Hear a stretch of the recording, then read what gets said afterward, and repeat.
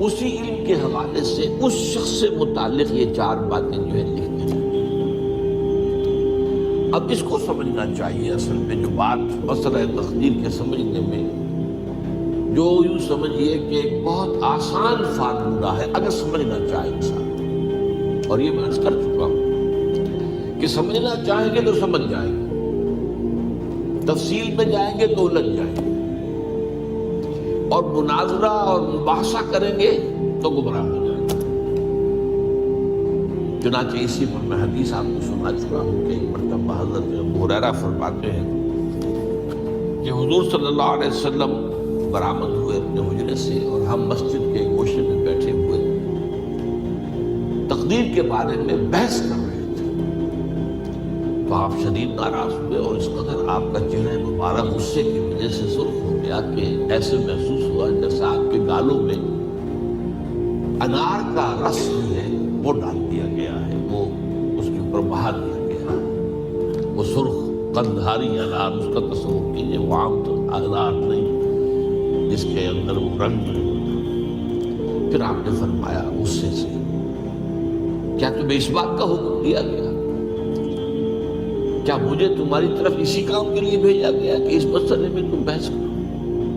عزمت علیکم، میں تاکید کر رہا ہوں اس مسئلے میں بحث سے گریز کرو، بحث مت کرو۔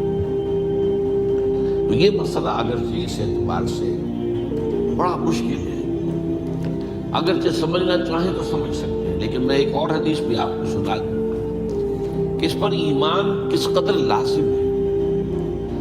یہ ایک تابعی ہے حضرت ابن الدالمی رحمۃ اللہ علیہ، وہ فرماتے ہیں، ذرا طویل حدیث میں اس کا خلاصہ بیان کر رہا ہوں، کہ میرے دل میں تقدیر کے بارے میں کچھ وسوسے پیدا ہوئے،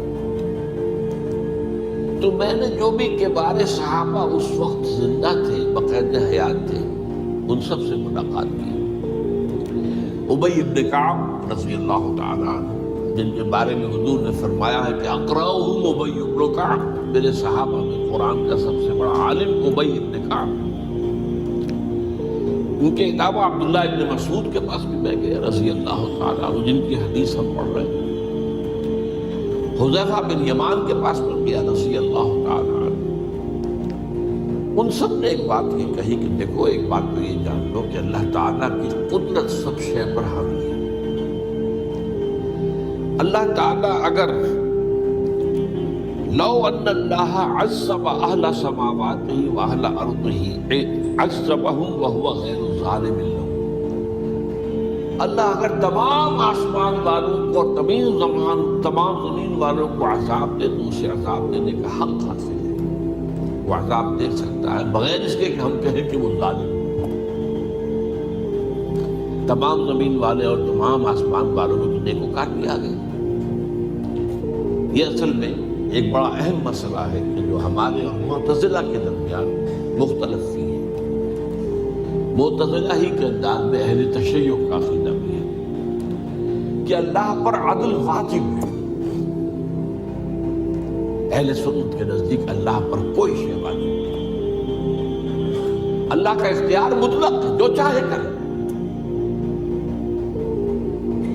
چنانچہ وہ ظالم کو معاف کر سکتا ہے جب چاہے، اور وہ کسی اچھے آدمی کو عذاب دے سکتا ہے جب چاہے۔ یغفر لمن یشاء ویعذب من یشاء واللہ علی کل شیء قدیر۔ یہ سورہ بقرہ کی آخری آیت میں ہے کہ آیات میں سے لاسٹ بٹ 3 آیت۔ اس اعتبار سے اللہ کا ایک تو اختیار مطلق ہے۔ پھر میں زید بن ثابت کے پاس گیا تو انہوں نے یہی بات مرفوعاً بیان کی کہ میں نے خود حضور سے سنی ہے یہ بات۔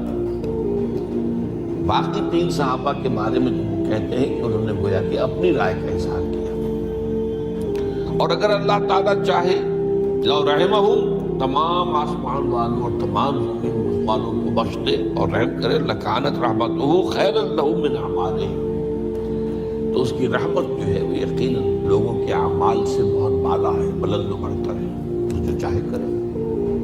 وہ ابو جہل کو بخش دے، کون اعتراض کر سکے؟ اور وہ کسی سے بڑے شخص کو جو ہے وہ انصاف دے اور اعتراض کر سکتا ہے۔ اس اعتبار سے پھر انہوں نے فرمایا وَلَوْ أَنفَقْتَ مِثْلَ أُحَدٍ ذَهَبًا، اور دیکھو ابن دیلمی جان لو، اگر تم احد کے پہاڑ کے برابر سونا اللہ کی راہ میں خرچ کرو گے فی سبیل اللہ، ما قبل اللہ منک حتی یؤمن بالقدر، اللہ تعالیٰ اسے تم سے قبول نہیں کرے گا جب تک کہ تم تقدیر پر ایمان نہیں رکھو۔ اور اس کے بعد فرمایا اعلم، جان لو، انما اصابک لم یکن لیخطئک، جو چیز تم پر واقع ہوتی ہے، کوئی تکلیف آتی ہے، کوئی حادثہ پیش آتا ہے، وہ تم سے ٹلنے والا تھا ہی نہیں۔ مطلب یہ کہ تم سوچو کاش میں یوں نہ کرتا، یوں کر دیتا، اگر یہ ہو جاتا، وہ ہو جاتا تو میں بچ جاتا، وہ تو آنے والی بات تھی۔ وہ اللہ کی کتاب، وہ اللہ تعالیٰ کے علم قدیم کے اندر پہلے سے لکھا ہوا تھا، تو موجود ہے، تو وہ تو آنی ہی آنی تھی۔ وَأَنَّمَا أَخْطَأَكَ لَمْ يَكُنْ لِيُصِيبَكَ، اور جو چیز کہ تم سے چھوٹ گئی، جاتی رہی، تمہارے ہاتھ سے نکل گئی، ممکن ہی نہیں تھا کہ وہ تمہیں ملتی، وہ اللہ تعالیٰ کا مجھے علم قدیم ہے، اس کے اندر پہلے سے طے ہے۔ وَلَوْ مِتَّ عَلَىٰ غَيْرِ هَٰذَا لَدَخَلْتَ النَّارَ، اگر دیکھو تم غور سے سن لو، اگر اس عقیدے کے سوا کسی اور پر تمہاری موت واقع ہوئی تو جہنم میں داخل ہو جاؤ۔ تو یہ اس ایمان بالقدر کی اہمیت کا معاملہ، اس کے لیے جو میں کہہ رہا تھا کہ ایک فارمولہ جو سمجھ میں آ سکتا ہے وہ یہ ہے، انگریزی کی دو اصطلاحات کے حوالے سے پہلے میں واضح کروں گا، وہ ذرا زیادہ واضح ہے۔ ایک ہے پری نالج، کسی چیز کا علم پہلے سے ہونا، ایک ہے پری ڈیسٹینیشن، کسی شے کا پہلے سے طے پا جانا۔ ان دونوں میں گڑبڑ کا نہیں کرنا چاہیے۔ اللہ کا علم قدیم اس کے جبر کو مستلزم نہیں ہے، اس کا علم ہے یہ کہ تم یہ کرو گے، اس کا مطلب یہ نہیں ہے کہ تم اس کے جبر کے تحت کر رہے ہو۔ اس کی ایک سادہ سی مثال میں دیا کرتا ہوں، پھر بیٹھ کر وہ سمجھنا چاہیں تو یہ فارمولہ بہت کافی ہو جائے۔ آپ کسی بچے کے سامنے کوئی کھلونا ڈال دیں، آپ کو تقریباً یقین ہے وہ متوجہ ہوگا، اسے اٹھائے گا۔ ہو سکتا ہے بچہ کسی اور دھن میں ہو اس وقت، ادھر اس کی توجہ کسی اور کو نہ اٹھائے، اگر وہ اٹھا لیتا ہے تو آپ کے مجبور کرنے سے تو اس نے نہیں اٹھایا، اس نے تو اٹھایا ہے اپنے انسٹنکٹ کے تحت کہہ لیں، اپنے ارادے کے تحت کہہ لیں، آپ مجبور تو آپ نے کیا۔ لیکن اللہ تعالیٰ کا جو اندازہ ہوتا ہے، وہ اندازہ قدر کے معنی اندازہ بھی ہے، میں بیان کر چکا ہوں۔